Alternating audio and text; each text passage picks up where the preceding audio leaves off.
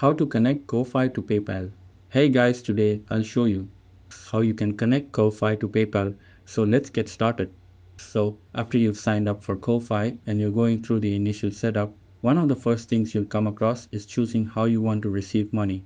You'll usually see two options, there's Stripe and PayPal, and you can actually link your PayPal right away if you want. But if you happen to skip it during the setup process, don't worry. You can still connect PayPal later on super easy. When you're in your account and you're on the home page, you'll probably notice a prompt that says something like connect to payments. That's one way to do it. Another way is through the settings. Just head over there and you'll notice three tabs: profile, payments, and page. Under the payments tab, you'll find both PayPal and Stripe listed. All you need to do is click on the PayPal option.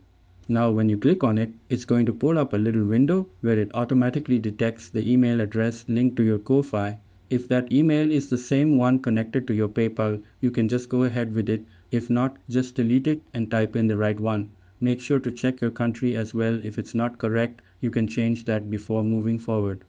Once that's done, just hit the button to continue and it'll send you over to PayPal's login screen. From there, you just need to enter your PayPal login info, nothing too fancy.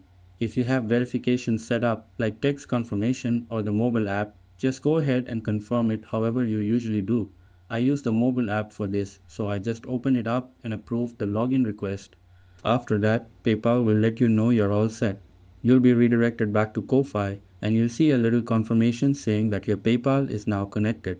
You might get the option to pick whether it's a personal or business account. I just went with personal for this one and continued. And that's it.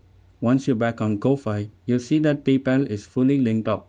Your PayPal email, don't worry, it won't show, the full thing will be visible on the right side of the screen, just confirming the connection. That's it, and thanks. I will catch you all in the next video.